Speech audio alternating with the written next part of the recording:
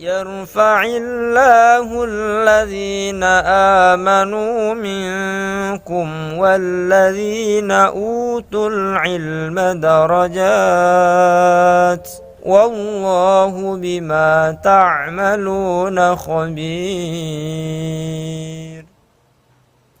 Metode Al-Bidayah, jembatan ngaji kitab kuning untuk para pemula.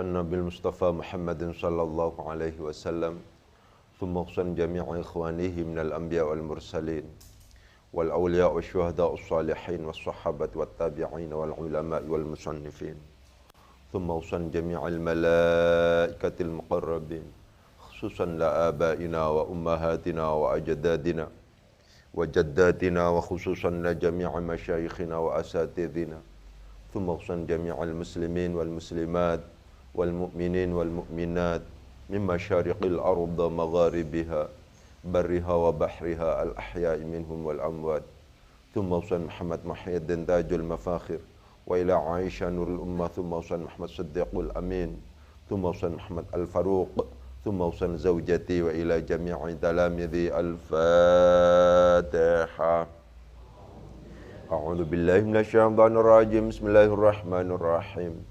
Alhamdulillahi Rabbil Alamin Ar-Rahmanir Rahim Maliki Yawmiddin Iyyaka na'budu wa iyyaka nasta'in Ihdinas siratal mustaqim Siratal ladzina an'amta 'alaihim ghairil maghdubi 'alaihim waladdallin. Rabbil alamin.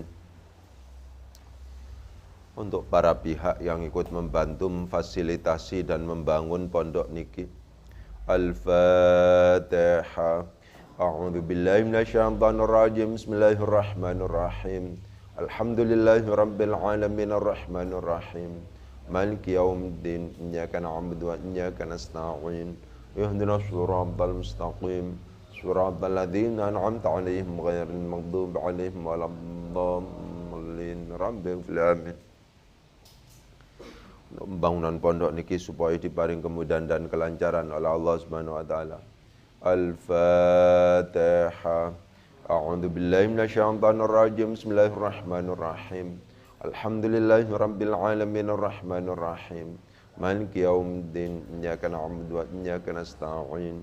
Ihdinas siratal mustaqim. Siratal ladzina an'amta 'alaihim ghairil maghdubi 'alaihim waladdallin. Rabbil alamin. Untuk keluarga besar Al-Bidayah. Al-Fatihah. A'udzu billahi minasyaitonir rajim. Bismillahirrahmanirrahim. Alhamdulillahi rabbil alamin arrahmanir rahim. Maliki yaumiddin. Iyyaka na'budu wa iyyaka nasta'in. Ihdinas siratal mustaqim. Siratal ladzina an'amta 'alaihim ghairil maghdubi 'alaihim waladdallin. Rabbil alamin. Untuk virus corona. Al-Fatihah.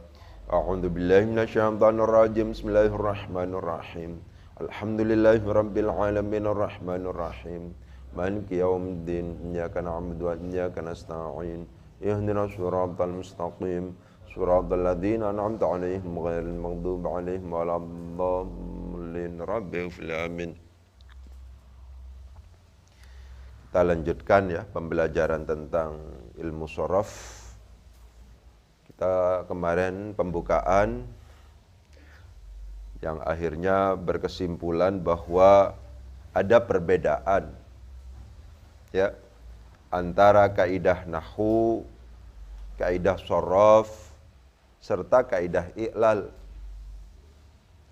Yang secara umum bisa ditegaskan bahwa ketika kita berbicara tentang nahwu, pasti kita sedang berbicara pola hubungan antara amil dan ma'mul. Pengaruh kalimat yang satu pada kalimat yang lain. Itu substansi dari nahwu. Sehingga nahwu itu harus diajarkan secara sistematis. Tidak bisa tidak, meskipun semuanya harus juga diajarkan secara sistematis. Akan tetapi penerjemahan dari sistematis itu bisa jadi beda-beda. Apa yang dimaksud dengan sistematis? Kalau sorof itu apa? Sorof itu adalah tentang sigot, tentang jenis kata. Ya. Bukan pola hubungan saling mempengaruhi antara amil dan ma'mul, bukan. Sorof itu. Gitu. Kalau i'lal itu adalah berbicara ketidaknormalan.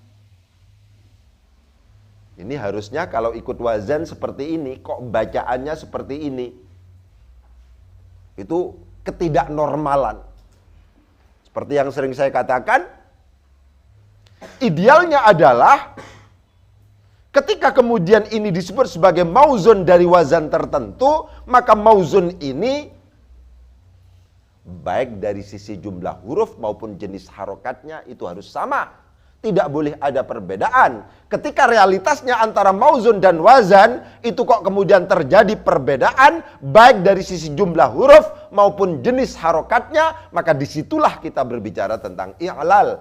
Berbicara ketidaknormalan. Itu namanya i'lal. Gitu. Sama juga, i'lal itu bukan pengaruh hubungan yang satu banget pada yang lain, bukan. Ketidaknormalan gitu aja. Lebih disebabkan karena adanya perbedaan antara wazan dan mauzun. Seperti yang saya katakan, itu kata kunci itu. Ketika terjadi ketidaksamaan antara wazan dan mauzun, baik ketidaksamaan itu dari segi jumlah huruf maupun jenis harokat, maka disitulah terjadi proses i'lal. Harus dicari i'lalnya. Kenapa kok kemudian ini bacaannya adalah ya'idu, yang ini dianggap sebagai fi'il mudhari, padahal rumus fi'il mudhari itu adalah huruf mudharaah, harful mudharaati plus huruf mujarrad.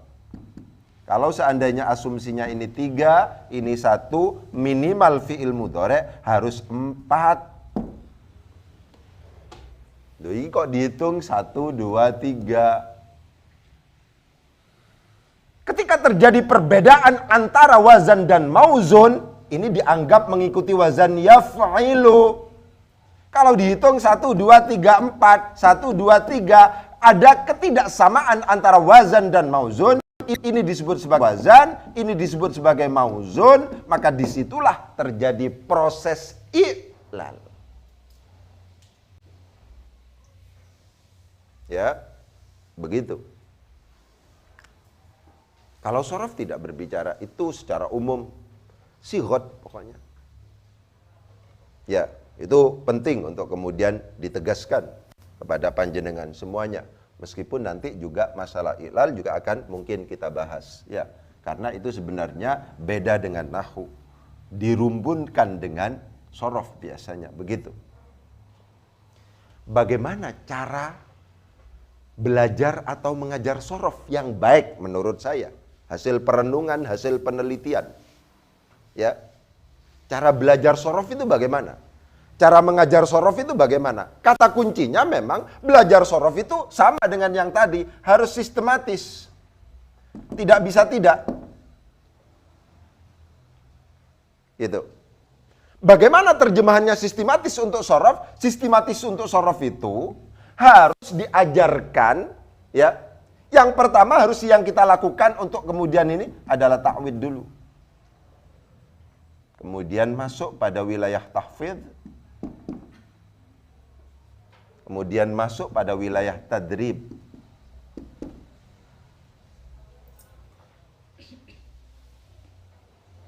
Ketika kita punya peserta didik yang baru, jangan serta-merta anak didik kita tidak pernah kita biasakan, langsung kita bebani hafalan tasrifan. Nah, munculnya biasanya ini, yang biasa. Ini kitab luar biasa.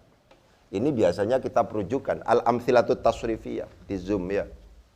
Ya, ini covernya saja beda. Kalau di sini tidak beda. Ini Al-Amthilatut Tasrifiyah. Langsung dihafalkan mulai dari halaman pertama terus macam-macam. Sementara anak-anak kita belum tahu kira-kira manfaatnya apa itu. Perhatikan, dari aspek psikologis, diperhatikan. Ketika anak-anak kita, peserta didik kita, kok kemudian disuruh menghafalkan sesuatu, padahal dia tidak mampu merasakan manfaatnya apa hafalan itu, pasti di situ akan ada yang namanya kejenuhan. Ya, pasti di situ akan ada yang namanya kebosanan. Ya, pasti akan ada pertanyaan, itu untuk apa manfaatnya ini? Oleh sebab itu, di kebijakan kita di Pondok Pesantren Al-Bidayah, ya, untuk tasrif itu yang pertama kali harus dilakukan sebelum disuruh menghafalkan adalah takwid dulu. Apa takwid itu? Pembiasaan. Oleh sebab itu ketika kemudian panjenengan masuk dalam proses pembelajaran, misalnya ba'da maghrib misalnya, itu sebelum memulai pelajaran apapun, itu biasanya langsung, dan itu masih belum dipecah ke lokal dan kelas masing-masing, itu langsung fa'ala yufa'ilu taf'ilan taf'ilatan taf'alan tif'alan, bersama-sama. Apakah yang sudah hafal ataukah yang belum hafal, itu semuanya berkewajiban untuk kemudian melafadzkan itu. Itu menjadi penting catatannya. Karena saya sering menjadi juri lomba membaca kitab, MKK. Ya, Musabaqah Qiraatul Kutub. Bahkan ada yang di tingkat yang saya uji pada waktu itu di kitab Fathul Mu'in, ini sekedar bercerita, disuruh tasrifan, nggak bisa. Kenapa? Bisa jadi kebijakan itu adalah tasrif hanya diajarkan 1 semester, ketika sudah lulus sama sekali tidak diulang lagi. Bisa jadi seperti itu, sehingga lupa.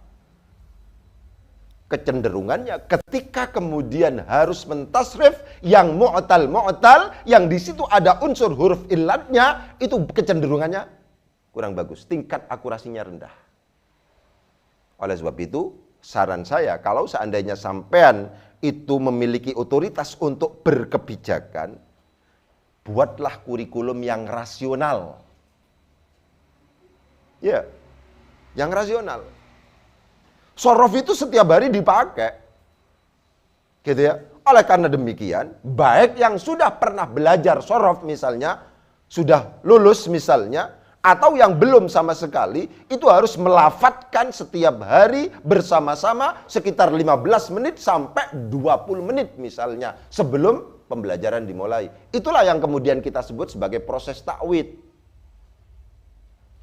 Kalau seandainya belum terbiasa, lesannya masih kaku, ya, masih belum terbiasa, kok kemudian langsung menghafalkan, bisa jadi ini adalah alasan kenapa anak itu atau santri-santri baru itu, peserta didik baru itu kemudian tidak kerasan, tidak betah di pesantren, lebih disebabkan karena dibebankan sesuatu yang sama sekali baru.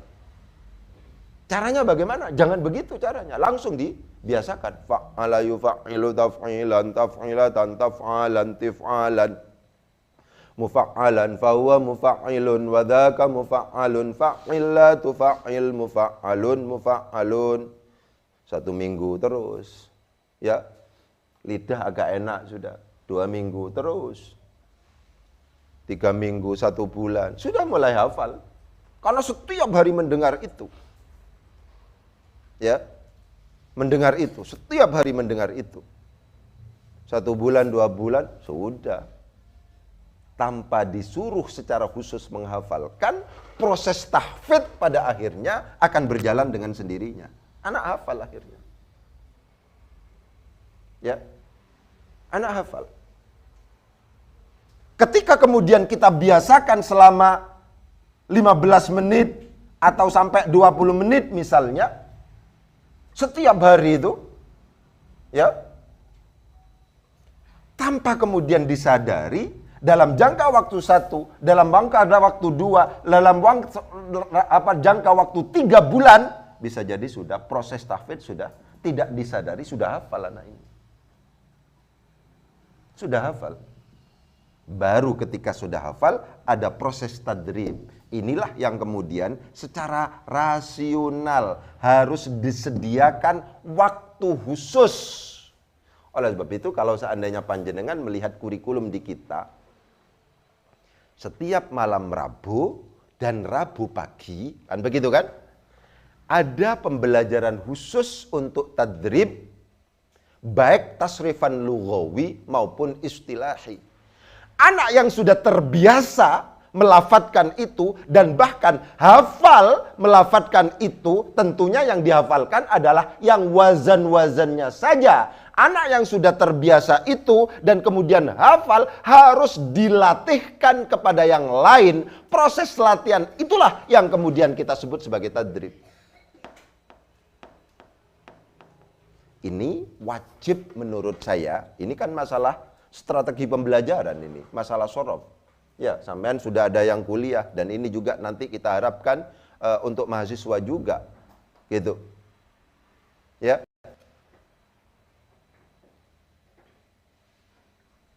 Jadi harus ada waktu khusus padanya. Yang sudah terbiasa dan sudah dihafal, itu harus diuji. Apakah kalau seandainya hafalan itu kemudian dikembangkan kepada mauzun yang berbeda-beda, ya, apakah masih bisa atau tidak? Begitu.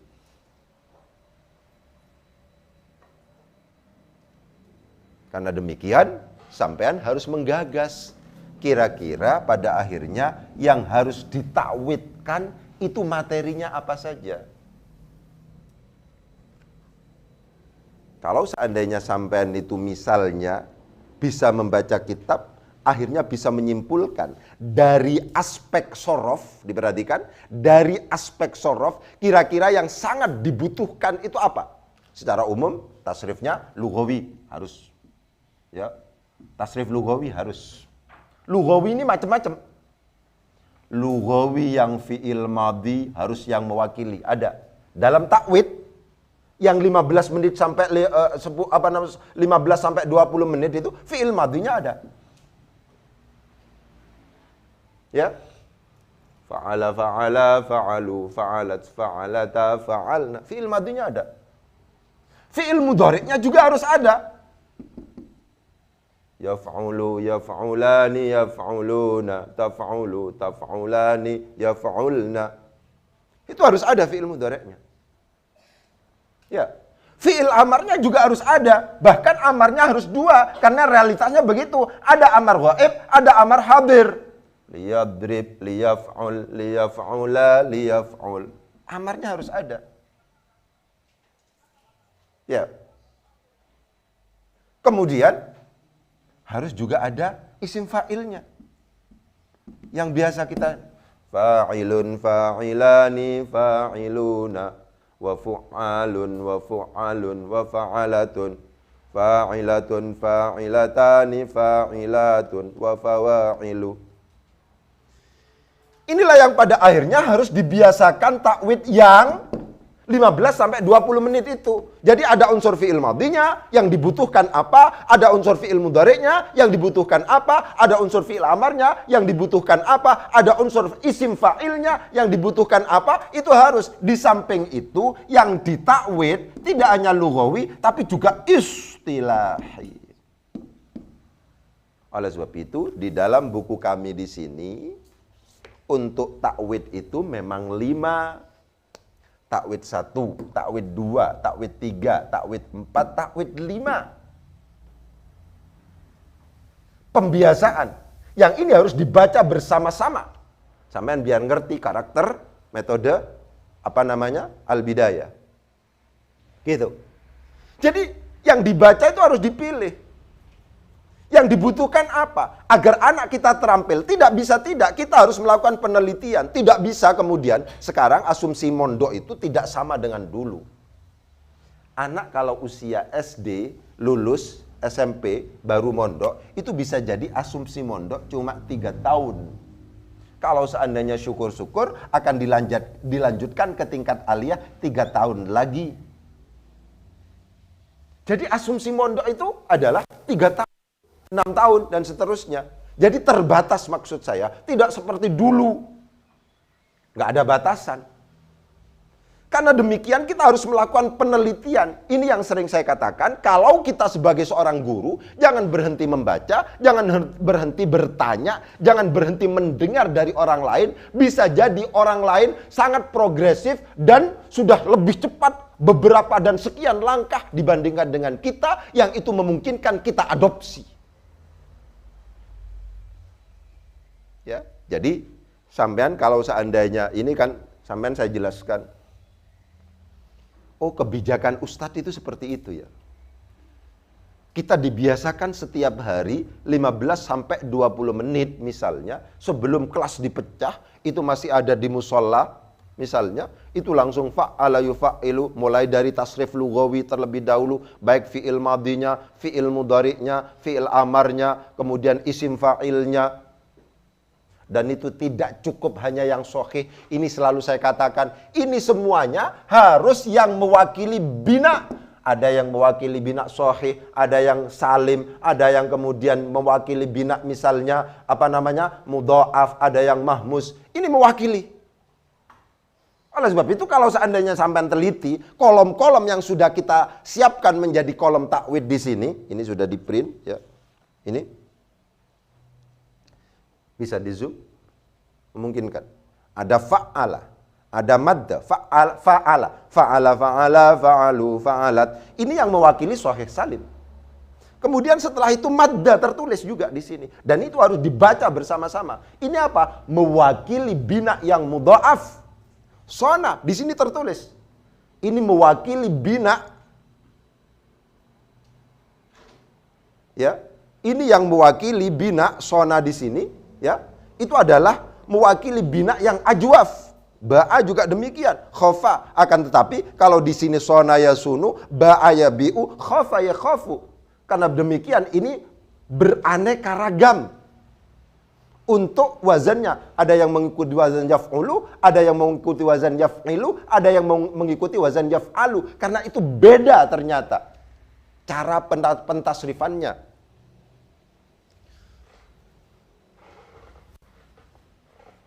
Soma ya sumu, soma, somu, somat, somata, sumna di dhamma. Ya. Ba'a ya bi'u, ba'a, ba'u, ba'at, ba'ata, bi'ana di kasrah. Fa'fi'ilnya. Khofa ya khofu, khofa, khofu, khofat, khofata, khifna. Alasan belakangan, karena ini proses takwid. Yang jelas adalah pada saat pembiasaan 15 menit sampai 20 menit itu anak-anak disuruh baca bersama, lughawinya harus yang mewakili bina, karena itu pada akhirnya akan dijadikan sebagai pertimbangan ketika proses rasionalisasi. Kenapa kok begini? Sampean sudah mengucapkan, sudah hafal itu. Begitu. Ya.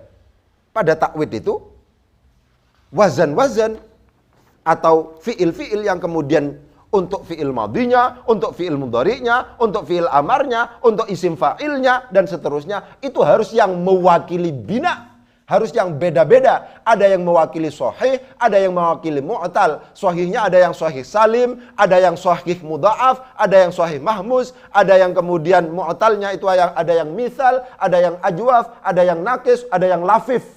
Semuanya ditulis di situ. Agar sampean ngerti pikiran saya. Sementara ini sampean harus hanya melafalkan, oh begitu rasionalisasinya ya.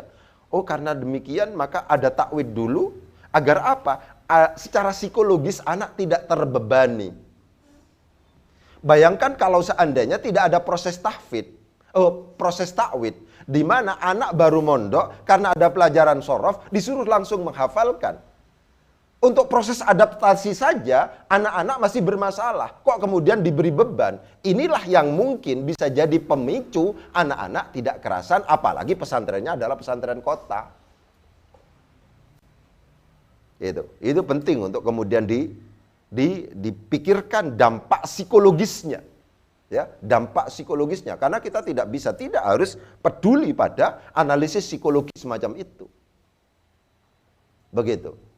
Ya, dan juga proses takwid istilahi. Fa'ala yufa'ilu taf'ilan. Lagi-lagi harus saya tegaskan, ini wazan-wazan apa saja yang kemudian dipilih, apakah fi'il-fi'il apa saja, itu kemudian harus juga mewakili bina. Ada yang salim, ada yang mudha'af, ada yang mahmus, ada yang misalnya misal, ada yang ajwaf, ada yang misalnya nakis, ada yang lafif. Itu mengikuti wazan fa'ala, mengikuti wazan af'ala, mengikuti wazan fa'ala, mengikuti wazan ifta'ala, mengikuti wazan infa'ala, mengikuti wazan fa'ala, mengikuti wazan tafa'ala, dan seterusnya. Seperti yang sampean baca setiap hari, realitasnya semacam ini. Karena sampean sudah pernah membaca setiap hari, maka tidak aneh mendengar penjelasan saya ini. Oh, itu maksudnya ya. Begitu. Ya. Jadi harus diperhatikan ya. Mengajar shorof itu harus sistematis. Sistematis itu apa pengertiannya? Sistematis itu harus melalui proses yang tidak memberatkan anak.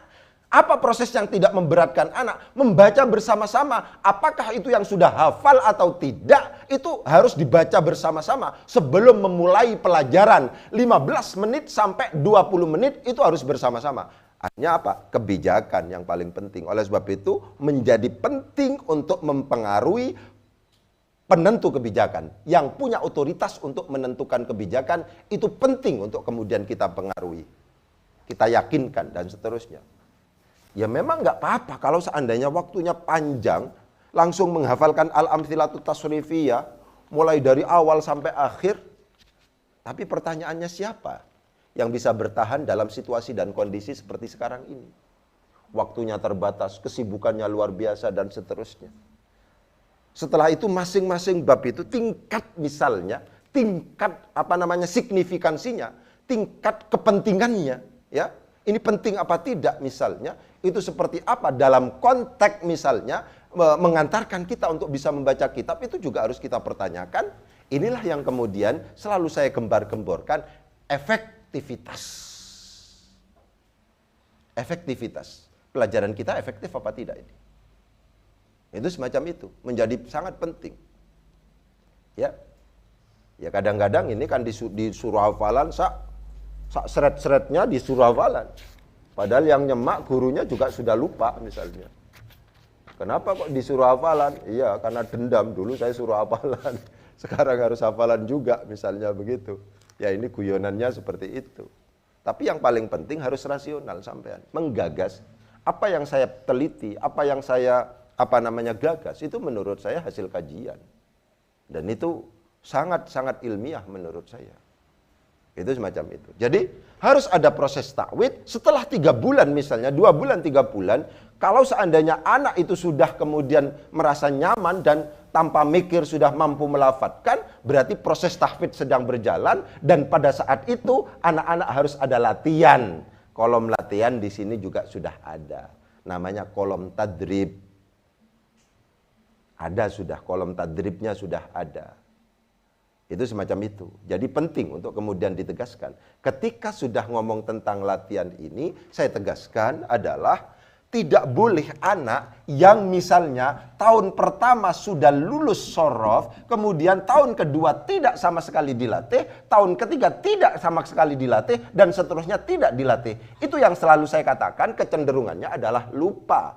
Anak bisa tasrifan hanya yang umum-umum saja. Sedangkan yang sebenarnya juga penting untuk kemudian dihafal dan bisa ditasrif itu tidak mampu. Kenapa? Karena tidak diikat melalui proses tadrib ini. Harus diikat. Oleh sebab itu, kalau dilihat kurikulum di Al-Bidayah, proses tadrib di sini setiap malam Rabu, sampean tahu, setiap Rabu pagi itu ada latihan khusus untuk tasrif istilahi dan lughawi. Itu menurut saya masuk akal kurikulumnya masuk akal itu. Ya, itu masuk akal. Gitu. Jadi harus ada proses itu. Saya tegaskan ya. Ketika anak kita sudah hafal ini sudah hafal. Ya, ini sudah hafal. Misalnya, kalau yang menggunakan kurikulum lama kan ini harus hafal misalnya. Begitu. Setelah itu jangan kemudian ditinggal. Ya. Harus ada yang mengikat setiap hari, setiap minggu satu kali misalnya. Kalau di kita kan setiap minggu satu kali. Untuk kemudian berlatih. Itulah yang kemudian saya sebut sebagai proses tadrib. Harus dilatih anak-anak itu. Diikat. Itu semacam itu. Ya, jadi penting mengajar tasrif itu harus rasional. Harus sistematis. Rasional bagaimana? Rasional harus melalui kajian, penelitian. Kira-kira bagaimana? Ya, ini cuman wacana. Mana yang lebih didahulukan? Apakah mujarrad atau mazid? Ini berdasarkan kajian dan saya sangat bertanggung jawab untuk ini. Bahwa hasil temuan saya yang untuk hafalan, yang diproses tahfidz itu ini. Kalau ini tidak. Mujarrad tidak usah dihafalkan. Untuk apa mujarrad dihafalkan? Mujarrad cukup dikenal. Ya, tidak usah disuruh kemudian proses tahfidz. Itu begitu ya. Nanti itu akan ada kajian-kajian dan diskusi selanjutnya. Ya, ini karena sambil kuliah ini sebenarnya. Itu.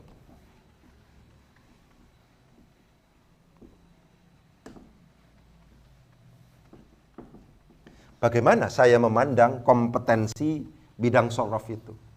Saya katakan, sorof itu dalam konteks tertentu, sorof itu dalam konteks tertentu ini lebih banyak pada keterampilan. Ya. Dibandingkan dengan kemampuan.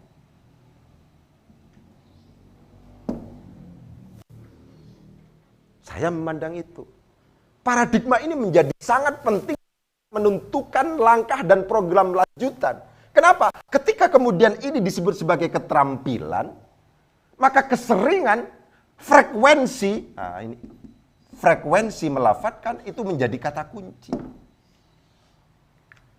Tidak hanya berunsur pikiran saja. Kalau kemampuan ini unsur pikiran. Dalam konteks tertentu memang kemampuan.